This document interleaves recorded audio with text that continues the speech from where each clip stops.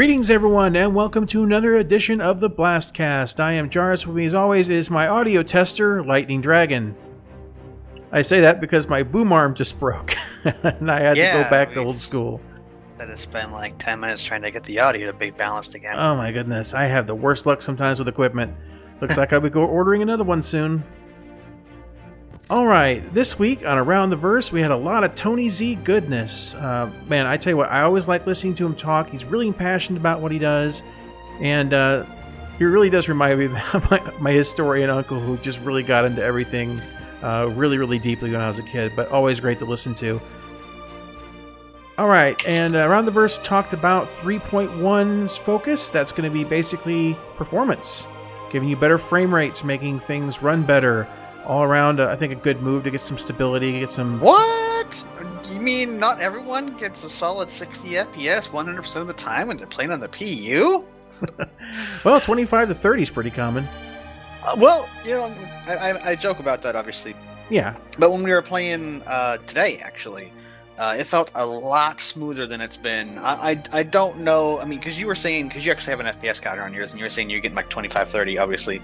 And to me, it felt like I was in like 40 or 50, though considering what my machine is compared to yours, unless you had the SLI bug going on, it'd be really surprising that I would get better FPS than you. But for me to notice that is definitely a step in the right direction. But of course, that could also just be where we were and the lovely config files that we have now with removing of motion blur. That's true. I made Lightning and my brother some customized config files to take care of some of those more obnoxious elements. Alright, and of course 3.2 is going to be focusing more on mining in a very major way, and kind of the initial iteration on that. Oh yeah, absolutely. I really do hope they get your Orion out for that. I doubt it, but I mean, if not... Man, I'd just be tickled pink for that. I don't think it's going to happen either, but the Prospector, which you do own, yes, is going to be an easy test bed for that. Absolutely, and you are welcome to borrow it.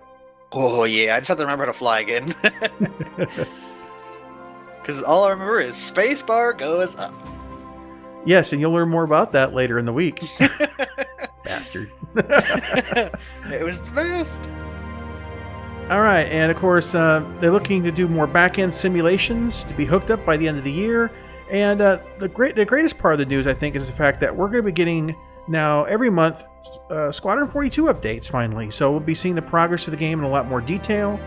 And I think a lot of the community has really been looking forward to getting their getting that kind of information, because it's really been kind of a blackout last year when it came to Squadron 42. Alright, as far as Reverse the Verse goes, wasn't too bad, but... I have one word for this. Retaliator. It's true. All you subscribers out there, this month you get to fly the Retaliator for free. I don't know why you'd want to, but, you know, there you go. There you go. It's a subscribership. Subscriber perk. Perk in quotes. Yeah. Here's your perk, everybody. Air quote, air quote. like the worst ship in the game, because turrets are broken and it's severely underpowered. And of course, the interview on there was Aaron Roberts, and it was kind of a rudimentary interview, to be honest with you. It seemed like, and they Jared kind of said it from the beginning. There's been like over 300,000 backers since a lot of these shows came out. So the thing is that they kind of get more of an introduction of who Aaron Roberts is, what he's done in the past and whatnot. And he kind of just reiterated that 3.1 is going to be a performance-focused update. You know, also working on things like the UI economy, service beacons, which is good. I think service beacons would be great. Please fix the UI. I hate it. Well, the service beacons that's something I'm really looking forward to. The ability to go ahead and send coordinates to somebody and say, meet me here. That'd be nice. Oh yeah, absolutely. Considering the fact that, you know, your ship might randomly explode, and then you might need to be able to be picked up by somebody. Or it might just fly off without you. Those things happen too. Yes. Bastard. Now, there was one question that was asked about what are they going to be doing to basically make space combat a little bit better. The question was kind of dodged a bit. In fact, on the forums, people were saying that this was kind of an artful dodge, but Aaron Roberts went into a discussion about the AI, but I'm thinking to myself, we don't really care so much about how the AI utilizes a bad flight mechanic. We're looking at what people were asking, what are you going to be doing about flight, basically, but they'll get to it. They'll get to it. And in fact, if you remember what Chris Roberts said here.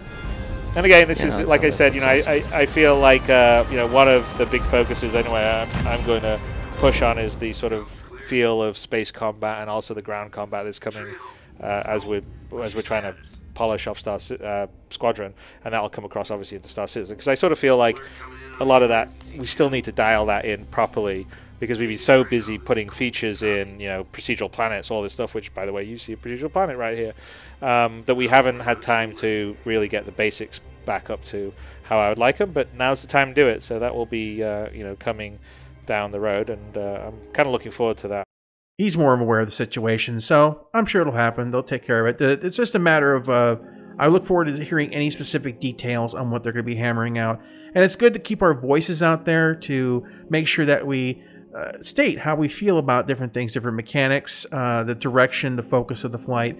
Because if you don't say anything, well, whatever you get, you asked for it. Or at least consented to it silently. I think it's gotten to the point where they can't ignore the flight model anymore, and it's my assumption here. I could obviously be wrong. Is as they're working on Squadron 42, they have to playtest all these missions, right? And I'm sure Chris and Aaron are probably playtesting these missions as well. So they're getting their first-hand experience with the flight model, and the ships are probably not controlling how they want them to or how they expect them to, and maybe they don't test them as deep as some of us backers do, or the people that are like really avid flight mechanics. No, they're busy people. I mean right? Yeah, they're trying to make an entire game. There's the PU, there's all the people they're trying to direct. I mean, there's a lot of stuff going on. They can't just sit down and play the game like we can. We can just sit down and play the game and be like, okay, well, this doesn't work, or like we don't like this, or whatever, So it's very possible that they're actually playtesting these missions and realizing that something is wrong, and they don't want to just come out right and say it, because that'd be like admitting you did something wrong, and usually you don't want to do that when you're a big company. Yeah. So we'll see what happens here in the next few months. As Chris said, that's going to be something they want to focus on, so we'll just have to see how it comes out.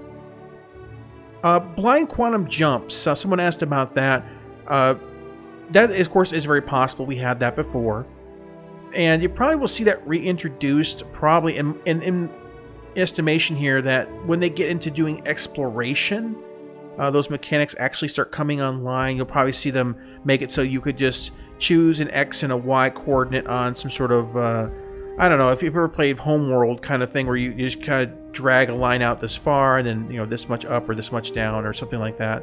Or however they do it. The point is that I could see somewhere down the line where you could just pick a coordinate somewhere out there and go to it and then start doing some scans. So, as far as blind goes, just hitting jump, like if you need to escape and you don't know where you're going, I could see that as well. But that's not going to be for a little while, I think. I think they want to keep things just kind of the way they are and just kind of refine the UI and all the other systems before they reintroduce a mechanic like that. So, probably maybe later this year we can hope, but I wouldn't count on that early on.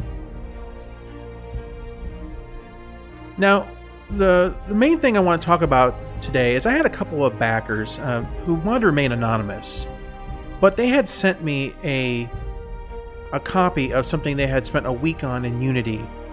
And they're a couple of flight enthusiasts, and they wanted to create a rigid body flight system that mimics the mechanics that Star Citizen has. I'm talking about coupled, decoupled, using thrusters to allow 6 degrees of freedom, and also created a very nice virtual stick. And they did this inside of a week, and it's very cool that they've managed to pull this off. Now, this is an early development, and I don't know what their intentions are on this. I would guess, this is just a guess, that their eventual intentions are sending something like this to one of the developers to show them how to incorporate things like a better virtual stick and whatnot into this. But it's so smooth. Now, Lightning, I sent you a copy of this, and you even though you're not a fan of mouse flight, you thought it was pretty smooth. Well, it depends on what it is, really. I mean, I guess I'm getting lazy in my old age, and let's just go. This is Light and Dragon story time. Back when I used to play a lot more flight games, now I just use flight games in quotation marks because the one I'm talking about is the Microsoft Combat Flight Sim, which wasn't as sim as a lot of games are, but you could like dial it way up there in the sim values, and I played on like a medium setting, and I played that exclusively with a joystick. I never ever played it with mouse and keyboard. Keyboard was only for like I need gear or something, you know, those buttons that would be hard to map to a 10-button joystick or whatever I had. Very, very, very old joystick. And I'd never ever use anything other joystick. And while I really, really liked playing Elite Dangerous with HOTAS, in fact, I can't imagine playing that game with mouse and keyboard. I guess it's good, but it's not as good as the HOTAS. You're just not as used to it.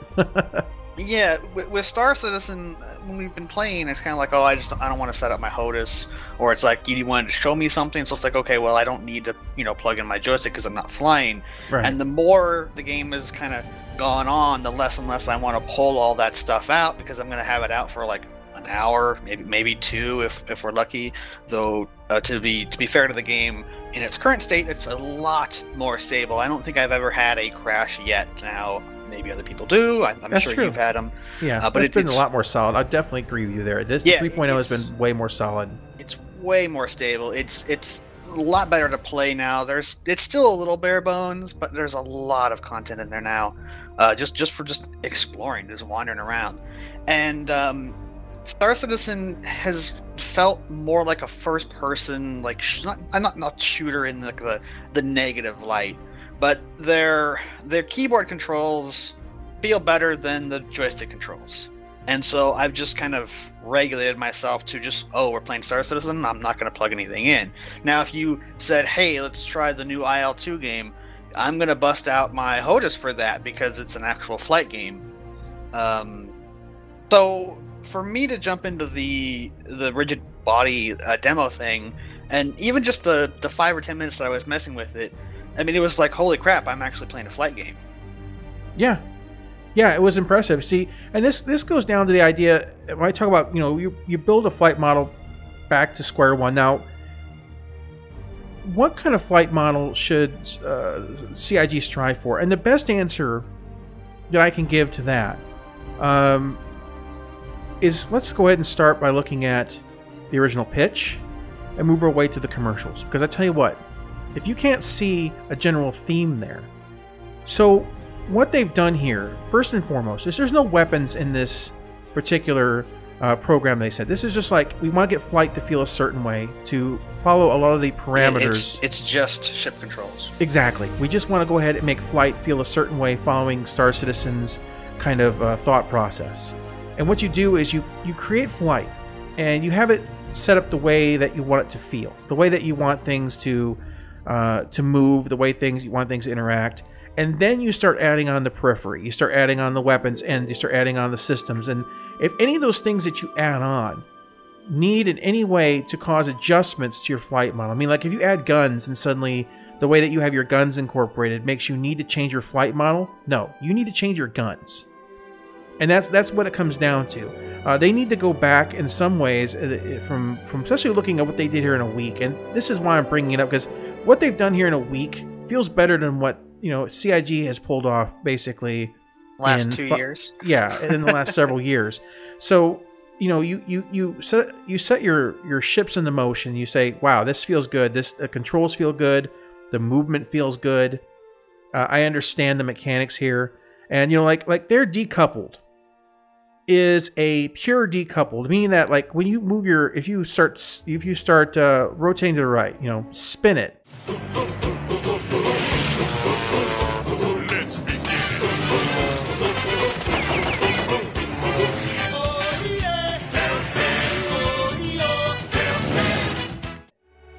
And you bring your control back to center, it's going to continue spinning. It's not going to do anything until you actually counter that motion. So their decoupled is a very, very, very pure decoupled mode. It's like a KSP decoupled mode, which is always decoupled mode.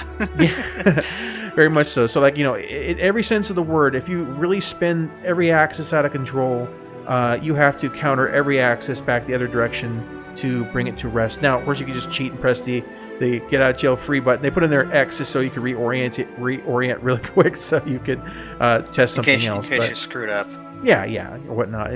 But yeah, very cool, very awesome. I really look forward to seeing what they do with this, future iterations, and we'll see where they go from here. But great job, guys, and I really hope some dev eventually gets to look at something like this, because it's impressive. And it just goes to show what flight enthusiasts are able to pull off in a short amount of time, because they understand the mechanics behind these things, and this is their thing. This is their genre. Like I wouldn't go to a guy who designed Pac-Man to ask how to design the next Forza game. It just isn't going to happen. I want to go to the guys who either drive cars or the guys who play a lot of games in that genre, and it does show. It really does. So great job, guys. Great contribution from the community, and let's see where they go with it. All right, now for those of you who managed to stick around the show this long, you win a gold star. You win a gold star. Now there is going to be a new schedule for this channel. I sat down and did some looking. I don't want the channel just to be a one-trick pony, and I also don't want the channel to just kind of fall into randomness and chaos and carnage. So I'm going to give you down the dark path. Exactly. Shall dominate your destiny. Exactly. So I'm going to give you the new schedule we have coming out, and just kind of give you an idea of what I'm doing with this channel. This way, not only will you know when to expect a show, but if there's something you don't want to watch because it's not your cup of tea, hey, you don't have to watch it just because you're subscribed to my channel. Never feel like you have to just watch something I put out. But I just kind of want to watch everything. I just want to go ahead and share some of the other things. Subscribe. I just want to share some of the other things that I do enjoy out there. So Tuesdays, of course, we're always going to be the BlastCast. It'll either come out sometime around midnight or after on midnight Eastern time. Thursday is going to be a new series. We call it Explore the Verse.